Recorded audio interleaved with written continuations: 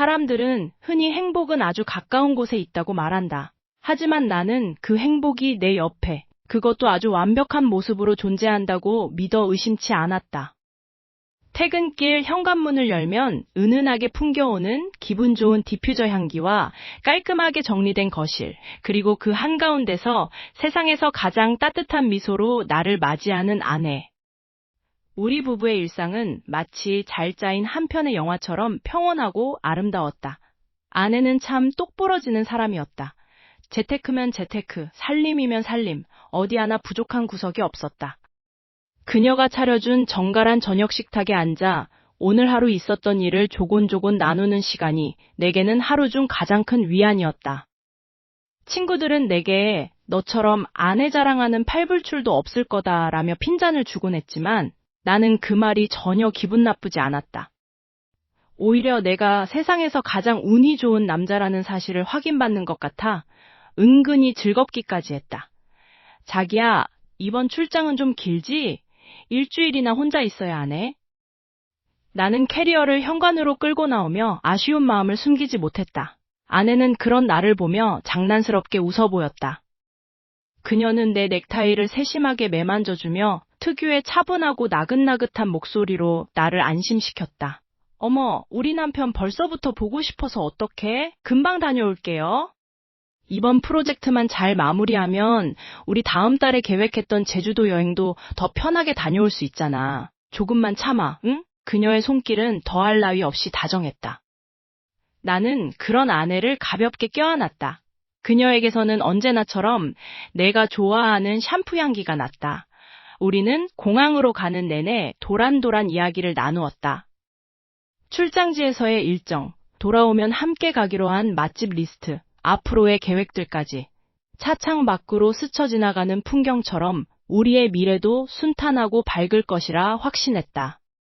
공항 출국장 앞에서 아내는 내게 마지막으로 뽀뽀를 건네고는 뒤를 돌아보며 손을 흔들었다. 잘 다녀와서 연락할게. 사랑해. 그 뒷모습이 어찌나 곱고 듬직하던지 나는 그 자리에 한참을 서서 그녀가 시야에서 사라질 때까지 눈을 떼지 못했다. 정말 대단한 사람이야. 나는 아내를 향한 무한한 신뢰와 애정을 다시 한번 되새기며 가벼운 발걸음으로 주차장을 향했다. 돌아오는 길에 들를 마트에서 아내가 평소 좋아하는 와인을 사가야겠다고 생각했다. 집으로 돌아오는 길, 차 안에는 잔잔한 라디오 음악이 흐르고 있었다. 나는 조수석에 두었던 태블릿 PC를 무심코 켰다. 아내가 혹시나 비행기를 놓치지는 않았을지 혹은 도착지에 잘 내렸는지 확인해 볼 겸 우리가 가족 공유 설정을 해두었던 위치 추적 앱을 열었다. 보안과 안전을 위해 서로의 위치를 실시간으로 공유하기로 약속했던 터였다. 화면에 나타난 지도는 아직 공항 근처에 머물러 있었다. 그래, 아직 비행기 탑승 준비 중이겠지. 나는 혼잣말을 하며 지도를 닫으려던 찰나 화면이 새로 고침되며 위치 정보가 업데이트되었다. 그런데 이상했다. 지도에 찍힌 아내의 위치는 공항이 아니었다. 분명 출장을 떠난다고 배웅했던 아내의 아이콘이 집에서 불과 10분 거리에 있는 도심의 한 호텔 근처에서 깜빡이고 있었다. 내 눈을 의심했다. 오류인가 싶어 화면을 몇 번이나 새로 고침해보고 앱을 껐다가 다시 켜보았다. 하지만 결과는 달라지지 않았다. 화면 속 파란색 점은 선명하게 그 호텔의 로비를 가리키고 있었다. 내 심장이 덜컥 내려앉는 기분이었다. 이게 도대체 어떻게 된 일일까? 분명히 공항으로 들어가는 그녀를 내 두 눈으로 똑똑히 보았는데 손끝이 파르르 떨리기 시작했다. 무엇인가 아주 잘못되었다는 불길한 예감이 차가운 빗방울처럼 온몸으로 스며들고 있었다. 아내를 공항에 배웅하고 돌아온 집은 낯설 만큼 고요했다. 일주일이라는 시간 동안 아내가 없는 빈자리를 어떻게 채워야 할지 고민하며 그래도 그녀가 고생 끝에 즐거운 출장길이 되길 바라는 마음뿐이었다. 그런데 예상치 못한 상황이 벌어졌다. 오늘 오후 급하게 처리해야 할 서류를 아내의 서재 책상 서랍에 두고 온 것이 생각났다. 평소 꼼꼼하던 그녀였기에 중요한 계약 서류가 섞여 있을지도 모른다는 불안감이 엄습했다. 급히 차를 몰아 회사 근처를 지나던 중 문득 아내가 출장 가기 전 나에게 보여줬던 일정표의 호텔 이름이 뇌리를 스쳤다. 설마 그 호텔이 우리 집 근처에 있었나? 기억을 더듬어 차를 돌렸다. 사실 서류 때문만은 아니었다. 그저 아내가 없는 일주일이 벌써 길게 느껴진 탓에 그녀가 묵고 있다는 호텔 근처라도 지나가며 그녀와 나누었던 마지막 포옹의 온기를 되새기고 싶었는지도 모른다. 도심 외곽에 위치한 고급 호텔은 은은한 조명 아래서 위엄을 뽐내고 있었다. 주차장으로 들어서려는 순간 내 눈을 의심케 하는 차량 한 대가 시야에 박혔다. 아내의 차였다. 분명히 공항으로 향하는 리무진 버스에 타는 것까지 확인했는데 왜 그녀의 차가 이곳 주차장에 세워져 있는 것일까? 심장이 미친 듯이 뛰기 시작했다. 머릿속에서는 잘못 본 것일 거야. 비슷한 차종이겠지라는 자기 합리화가 수없이 교차했다. 하지만 손끝이 떨리는 것을 막을 수 없었다. 나는 차를 대충 구석에 밀어넣고 로비로 향했다. 호텔 회전문 너머로 보이는 로비는 화려했고 사람들의 웃음소리가 기분 나쁘게 울려 퍼졌다. 그때였다. 회전문을 통과해 들어오는 두 남녀가 보였다. 너무나 익숙한 실루엣, 그녀가 아끼는 베이지색 트렌치코트, 아내였다. 아내는 옆에 있는 남자의 팔짱을 끼고 있었고 두 사람은 무언가 즐거운 이야기를 나누는지 서로를 바라보며 환하게 웃고 있었다. 마치 세상에 둘만 존재하는 것처럼 다정해 보였다. 숨이 턱 막혔다.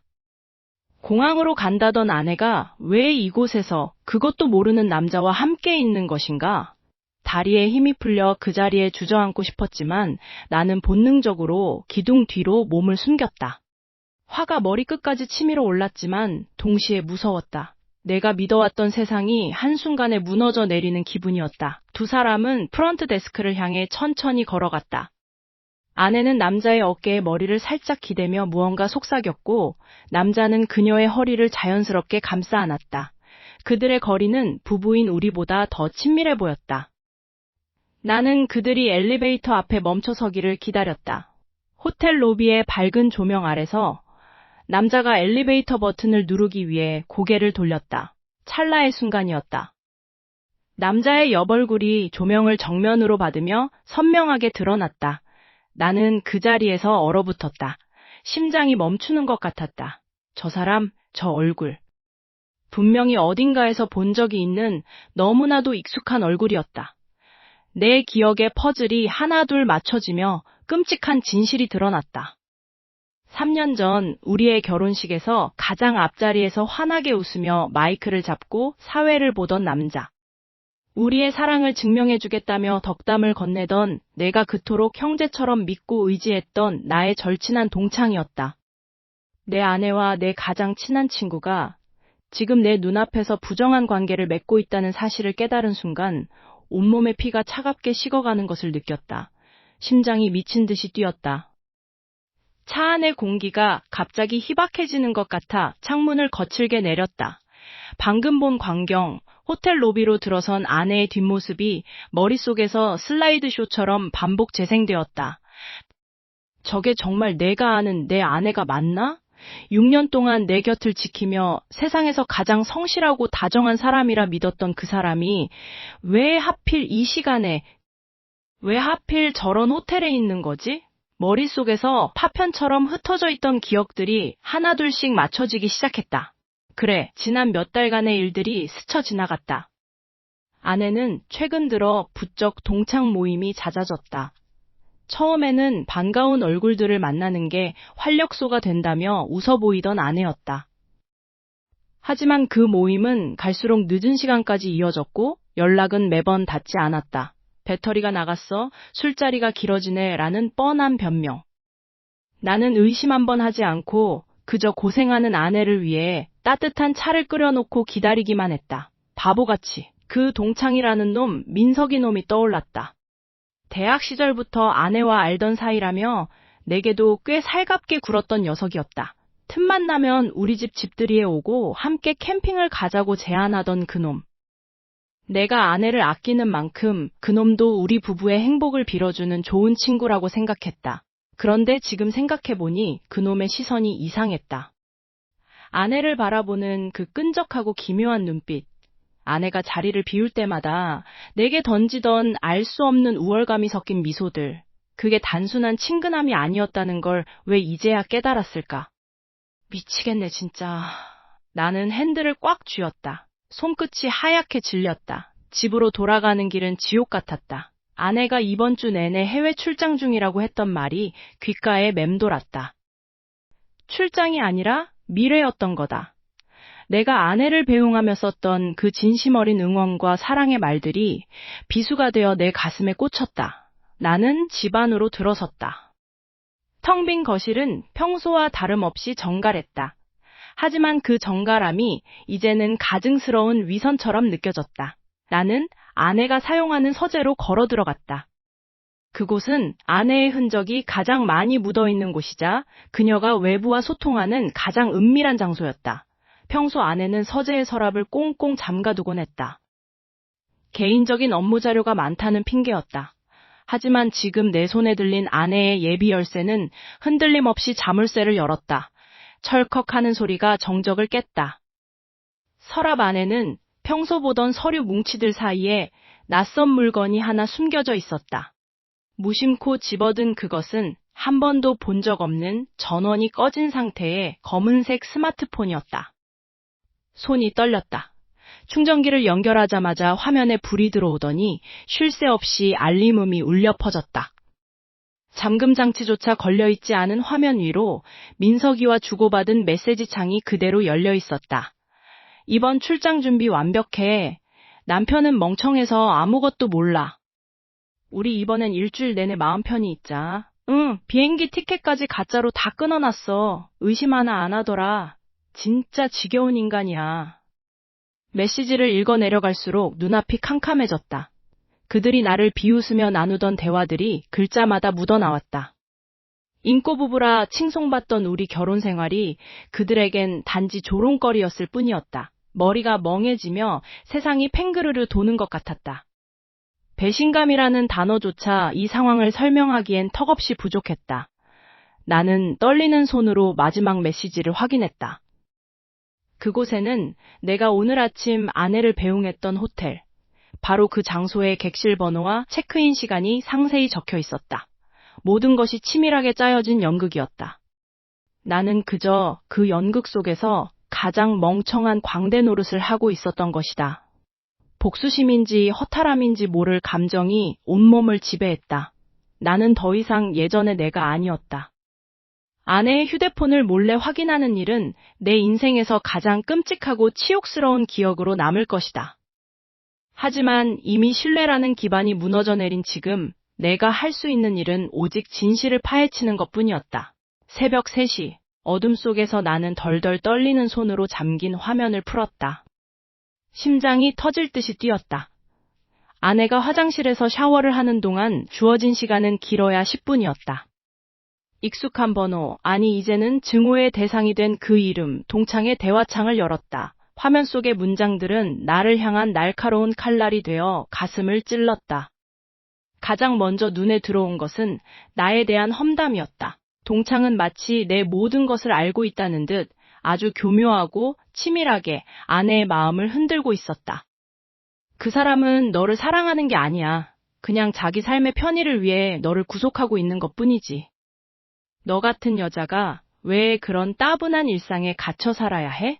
넌 더 화려하고 더 많은 것을 누릴 자격이 있는 사람인데. 그 메시지를 읽는 순간 숨이 턱 막혔다. 내가 그동안 아내를 위해 쏟았던 모든 정성과 노력이 저 한마디에 완전히 부정당하는 기분이었다. 나는 아내가 집안일을 조금이라도 덜어보겠다고 밖에서 고생할 때마다 마음 편히 쉬게 해주려고 얼마나 애를 썼던가.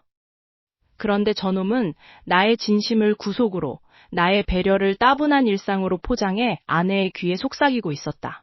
더 끔찍한 건 아내의 반응이었다. 처음에는 주저하는 듯 보였던 아내의 메시지가 어느샌가부터는 동창의 말에 동조하기 시작했다.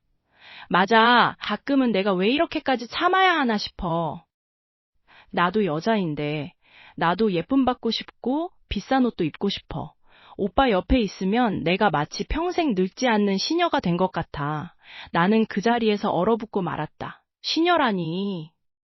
내가 아내를 시녀로 대했다고? 세상에. 나는 아내를 공주처럼 떠받들며 살았다고 자부했다. 하지만 아내의 눈에는 내 애정이 그저 가식적인 족쇄에 불과했던 모양이다. 동창은 기다렸다는 듯이 그 틈을 파고들었다. 이제 그만 결단을 내릴 때가 됐어.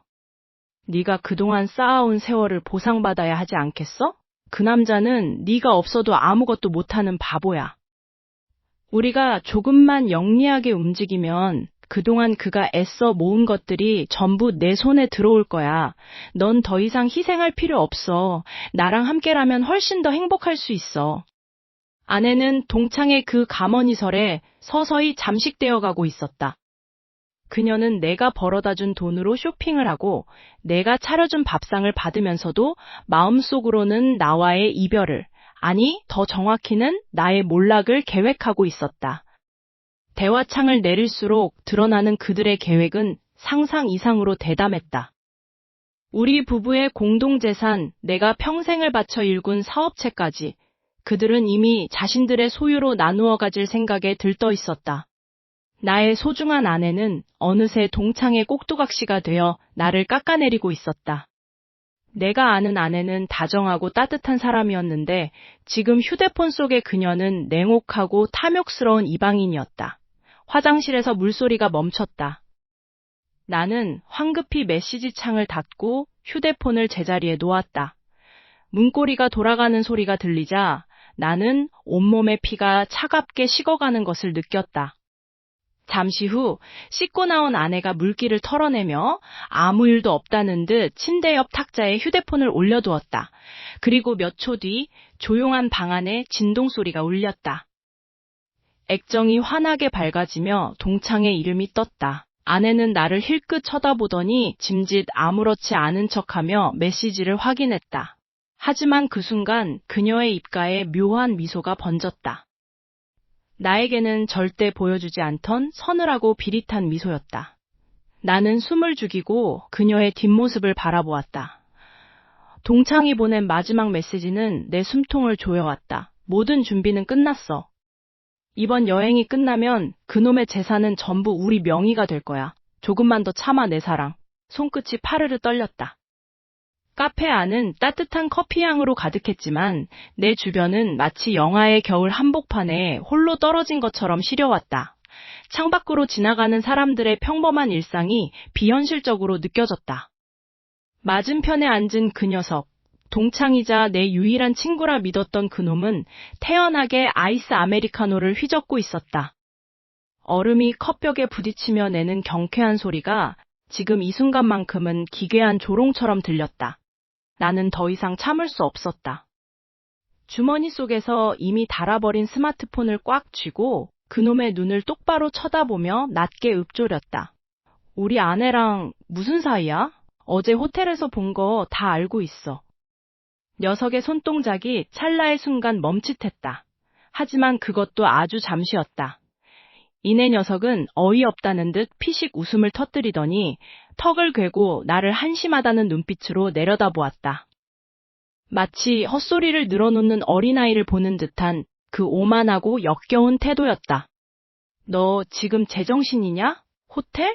무슨 호텔? 너 요즘 스트레스 많이 받는 건 알겠는데 그런 식으로 아내를 의심하는 건 정말 병이야. 정신과라도 다녀와야 하는 거 아니야? 심장이 쿵 내려앉았다. 부정할 줄 알았던 녀석이 오히려 나를 정신 이상자로 몰아가는 방식은 너무나 치밀했다. 녀석의 말투에는 일말의 죄책감도 없었다. 오히려 너는 피해망상에 사로잡힌 사랑받지 못하는 남편이라는 프레임을 나에게 씌우려 들었다. 다 봤어. 너희 둘이 손잡고 들어가는 거 내 눈으로 똑똑히 봤다고. 우리가 몇 년을 알고 지냈는데 내가 나한테 어떻게 이럴 수 있어? 내가 목소리를 높이자 주변 테이블에서 몇몇 사람들이 우리를 흘끗거렸다. 녀석은 그 시선을 즐기는 듯 더 큰 목소리로 사람들의 동정심을 유발하듯 말을 이어갔다. 너 진짜 위험하다. 아내가 너처럼 감시하고 의심하는 남편이랑 사는 거 얼마나 숨막혀 할지 생각해 본 적 있니? 내가 지금 하고 있는 건 사랑이 아니라 집착이야. 어쩌면 그동안 네 폭력적인 성향 때문에 아내가 나한테 상담을 요청했던 건지도 모르지. 가엾은 사람. 녀석의 입에서 폭력 상담이라는 단어가 튀어나올 때마다 내 머릿속은 하얗게 타들어갔다. 내가 언제 폭력을 썼다는 말인가? 오직 그녀만을 아끼고 사랑하며 살았던 지난 시간들이 이 녀석의 몇 마디 말에 의해 더러운 오명으로 덧칠해지고 있었다. 화가 치밀어 올라 주먹을 꽉 쥐었지만 여기서 주먹을 휘두르면 녀석이 원하는 대로 폭력적인 남편의 증거가 될 뿐이었다. 나는 거친 숨을 몰아쉬며 녀석의 멱살을 잡고 싶은 충동을 간신히 억눌렀다. 거짓말하지 마. 너랑 그 사람이 꾸민 일이라는 거 다 알아. 당장 솔직하게 말해. 안 그러면 나도 가만히 있지 않을 거야. 내 경고에도 녀석은 눈 하나 깜짝하지 않았다. 오히려 입가에 비릿한 미소를 띠며 천천히 자리에서 일어났다. 카페 안의 공기가 서늘하게 가라앉았다. 녀석은 재킷 주머니에서 스마트폰을 꺼내더니 화면을 나에게 보란 듯이 들이밀었다. 그 안에는 내가 상상조차 하지 못한 끔찍한 사진들이 담겨 있었다. 내가 길거리에서 누군가를 미행하는 듯한 모습, 멍한 표정으로 어딘가를 배회하는 장면들이 절묘하게 편집되어 있었다. 마치 내가 오랫동안 아내를 스토킹해온 정신나간 남자처럼 보이도록. 이게 세상 사람들이 보는 내 모습이야. 내가 너를 불쌍히 여겨서 덮어주고 있었던 걸 이렇게까지 확인하고 싶었어? 잘 봐, 누가 진짜 피해자인지. 녀석의 차가운 눈빛과 스마트폰 화면 속에 왜곡된 내 모습이 겹쳐지며 나는 그 자리에서 얼어붙고 말았다. 그날 카페에서 정우의 비열한 웃음소리를 뒤로하고 돌아온 후 나는 며칠 밤을 꼬박 새우며 책상 앞에 앉아 있었다. 증거는 명확했지만 내 마음 한구석에서는 도무지 믿기지 않는 현실과 마주하고 있었다. 왜 하필 정우였을까? 대학 시절부터 죽고 못 살던 내 절친이자 우리 결혼식의 사회를 봐주었던 그 녀석이 왜 내 아내와 이런 추잡한 관계를 맺고 있는 건지 도저히 그 동기가 파악되지 않았다. 나는 정우의 SNS 계정부터 과거의 흔적까지 닥치는 대로 뒤지기 시작했다. 그러다 우연히 그의 비공개 계정에서 무려 10년 전 고등학생 시절 그가 남긴 낡은 게시물들을 발견하게 되었다. 그곳에는 지금의 내 아내, 당시 고등학생이었던 그녀와 함께 찍은 사진들이 수없이 많았다. 사진 속 정우의 눈빛은 지금처럼 장난스럽거나 냉소적이지 않았다. 마치 온 세상을 다 가진 듯한, 하지만 동시에 결코 가질 수 없는 것을 바라보는 애달픈 연정으로 가득 차 있었다.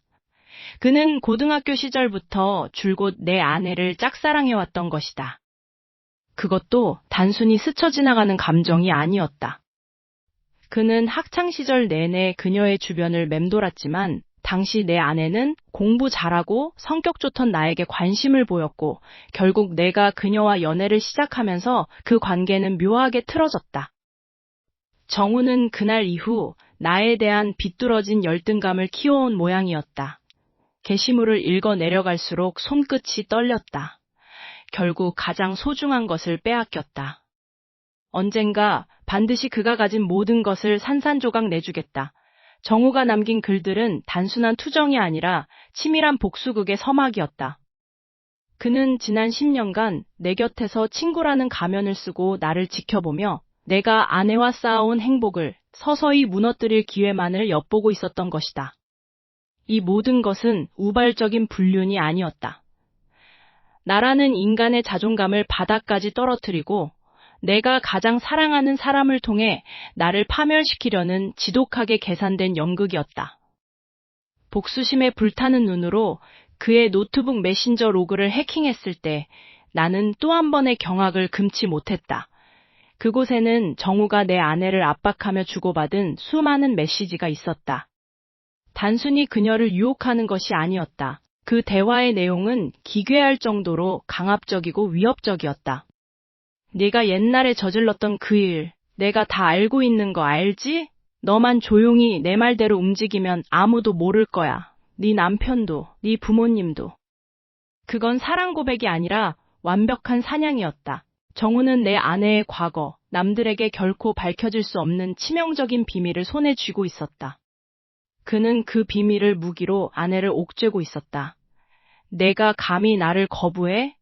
그럼 너의 그 깨끗한 이미지도, 네 남편과의 완벽한 삶도 오늘로 끝이야. 정우는 아내가 나의 배려와 사랑을 당연하게 여기며 죄책감을 느끼지 못하도록 끊임없이 나에 대한 불신을 심어주었다. 아내는 정우의 협박에 겁을 먹고 그가 시키는 대로 나와의 관계를 파괴하기 위해 이 치밀한 계획에 동참할 수밖에 없었던 것이다. 컴퓨터 화면 속에서 쏟아지는 아내의 울먹이는 답장들을 보고 있자니 분노보다는 기가 막힌 허탈감이 먼저 밀려왔다. 아내는 피해자이자 가해자였다. 정우는 아내의 나약함을 철저히 이용해 나를 사지로 몰아넣고 있었다. 나는 이제 알 것 같았다. 왜 그녀가 밤마다 낯선 번호로 전화를 받았는지, 왜 내가 다가가려 할 때마다 움찔하며 불안해했는지. 화면을 닫으려던 찰나 정우가 보낸 마지막 메시지가 눈에 들어왔다. 그 문구는 내 심장을 얼어붙게 만들기에 충분했다. 내일 밤 그 사람이 출장해서 돌아오면 결판을 내자. 이제는 내가 직접 그에게 이혼 서류를 내밀어야 해. 만약 그게 안 된다면 내가 그 비밀을 세상에 퍼뜨릴 테니까. 나는 창밖을 내다보았다. 곧 아내가 돌아온다. 정우의 시나리오대로 그녀는 정말로 나에게 이혼을 요구하려 하는 것일까? 아니면 이 끔찍한 굴레에서 벗어나기 위해 또 다른 거짓말을 준비하고 있는 것일까? 나를 파멸시키기 위해 10년을 기다려온 사냥꾼, 그리고 그 사냥꾼의 소나기에서 벗어나지 못한 채 나를 배신하고 있는 아내. 이 지옥 같은 밤이 지나면 과연 무엇이 남아있을지 알 수 없었다. 나는 떨리는 손으로 아내의 가방 속에 숨겨진 작은 녹음기를 켰다. 이제 모든 비밀이 밝혀질 시간이었다. 어느덧 내 세상이 무너져 내리고 있었다. 그놈, 민석은 내 아내의 곁에서 마치 구원자인 양 행세하며 그녀의 정신을 철저히 유린하고 있었다. 나는 멀리서 그들이 나누는 은밀한 대화의 파편들을 들을 수 있었다. 카페에서 민석이 내뱉던 그 비릿한 조롱과는 차원이 다른 훨씬 더 독하고 정교한 가스라이팅이 시작된 것이다. 민석은 아내에게 거짓과 공포를 주입했다. 지훈이 다 알고 있어. 그 사람, 겉으로는 평온해 보이지만 사실은 너를 감시하고 있고 내가 그동안 나랑 만났던 모든 기록을 모으고 있어. 지금 집에 돌아가면 어떻게 돌변할지 몰라. 넌 지금 당장 그 사람한테서 도망쳐야 해. 아니, 그 사람의 숨통을 먼저 조여야 해. 창밖을 내다보는 아내의 뒷모습이 심하게 떨리고 있었다. 그녀는 내가 알던 그 누구보다 차분하고 다정했던 여자가 아니었다. 민석의 말 한마디 한마디에 그녀의 이성은 마비되어 갔다. 그놈은 내 아내를 지배하고 있었다. 아내는 내가 그녀를 폭행했다는 거짓 증언을 미리 연습하고 있었고, 내가 자신을 억압해왔다는 말도 안 되는 논리를 스스로 정당화하고 있었다. 내가 다 지켜줄게. 네가 가진 것들, 그 사람이 가로채지 못하게 내가 도와줄 거야. 법적으로 철저히 준비하자. 그 사람은 지금 내가 생각하는 것보다 훨씬 위험한 인간이야. 민석의 달콤하고도 섬뜩한 속삭임은 아내의 귀를 넘어 뇌리에 깊숙이 박혔다. 아내는 이제 나를 남편이 아닌 자신의 삶을 파괴하려는 가해자로 인식하기 시작했다. 나는 그 모습을 그저 지켜볼 수밖에 없었다. 내가 다가가는 순간 그놈의 시나리오대로 나는 정말로 위험한 폭력 남편이 되어버릴 테니까. 시간이 갈수록 아내의 눈빛은 차갑게 식어갔다. 나를 향하던 그 따뜻했던 애정은 어디론가 사라지고 오직 나를 파멸시키겠다는 일념만이 그곳에 자리 잡았다. 민석은 그림자처럼 그녀의 등 뒤에 서서 나를 비웃고 있었다. 그것은 단순한 외도가 아니었다. 그놈은 나와 내 가정의 모든 것을 진흙탕 속에 처박아버리고 그 위에서 승리의 축배를 들고 싶어하는 악마였다. 나는 아무것도 할 수 없었다. 아내에게 다가가 진실을 말하려 해도 민석이 심어놓은 의심과 공포라는 장벽이 너무나 높고 단단했다. 집안의 공기는 숨막힐 정도로 무거워졌고 아내는 나를 볼 때마다 마치 맹수를 대하듯 뒷걸음질 쳤다. 민석의 계획은 완벽했다. 그는 아내의 마음을 훔친 것을 넘어 그녀의 손을 이용해 나를 세상 밖으로 내치려 하고 있었다. 오늘 아침 현관문을 열고 나가는 아내의 표정은 그 어느 때보다 단호했다. 나는 그녀가 나를 보며 조금이라도 미안함을 느끼길 바랐지만 그녀의 눈엔 나에 대한 혐오감만이 가득했다. 민석이 뒤에서 읊조렸을 그 수많은 거짓말이 그녀의 마음을 완벽하게 갉아먹은 결과였다. 점심 무렵 회사로 익명의 등기 하나가 도착했다. 떨리는 손으로 서류 봉투를 뜯어보니 거기에는 차갑게 식어버린 활자로 작성된 이혼 소장이 들어있었다. 재산 분할 명세서에는 우리가 일궈온 모든 노력과 애정이 담긴 자산들이 상세히 나열되어 있었고 그 금액은 터무니없이 높게 책정되어 있었다. 그리고 마지막 장, 그곳에는 민석이 아내에게 주입한 것과 똑같은 논리로 작성된 나의 유책 사유들이 빼곡히 적혀 있었다. 그것은 아내의 의지가 아니라 민석의 펜끝에서 나온 살인 무기였다. 나는 그 서류를 쥔 채 텅 빈 사무실 한가운데서 무너져 내릴 수밖에 없었다. 놈의 게임은 이제 막 2막을 올린 것이다. 식탁 위에는 정갈하게 차려진 음식이 놓여 있었지만 방 안을 감도는 공기는 마치 금방이라도 폭발할 듯한 정적만이 가득했다. 나는 양가 부모님을 모시고 저녁 식사 자리를 마련했다. 아내는 내 옆에 앉아 있었지만 그녀의 시선은 불안하게 흔들리며 연신 휴대폰을 만지작거렸다. 맞은편에 앉은 상간남, 나의 오랜 친구였던 그 녀석은 뻔뻔하게도 아무 일 없다는 듯 넥타이를 고쳐매며 능청스러운 웃음을 흘리고 있었다. 그 얼굴을 보고 있자니 구역질이 올라왔다. 오늘 다들 모이시라고 한 건 우리 부부의 미래에 대해 아주 중요한 결정을 내리기 위해서입니다. 내 목소리가 차분하게 가라앉아 울려 퍼졌다. 아내의 어머니가 의아한 표정으로 나를 바라보았고 그 녀석의 아버지는 젓가락을 내려놓으며 헛기침을 했다. 나는 천천히 태블릿 PC를 꺼내 식탁 중앙으로 밀어 넣었다. 그 속에는 지난 몇 달간 그들이 호텔에서 은밀하게 나누던 대화, 나를 헐뜯으며 미래를 설계하던 통화 녹음 파일, 그리고 그들의 부정한 관계를 뒷받침하는 모든 사진과 영상이 고스란히 담겨 있었다. 이게 다 뭡니까? 내 장모가 화면을 훑어보더니 비명을 지르며 자리에서 일어났다. 그 녀석의 아버지는 얼굴이 흑빛이 되어 아들을 쳐다보았지만 녀석은 여전히 발뺌할 생각인지 억지 미소를 지으며 입을 열었다. 이봐, 친구! 지금 이게 무슨 장난이야? 사람을 매도하려고 이런 가짜 자료까지 만들다니. 정말 실망이네. 그 순간 나는 참았던 웃음을 터뜨렸다. 그 뻔뻔함이 이제는 가소로울 뿐이었다. 나는 한 번도 아내를 의심한 적이 없었다.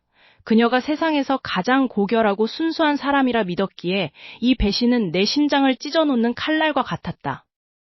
나는 떨리는 손을 꽉 쥐고 그들을 똑바로 응시했다. 장난? 이게 장난으로 보여? 너희가 내 뒤에서 나를 조롱하고 내 인생을 망치기 위해 어떤 계획을 세웠는지 내가 모를 줄 알았어? 너?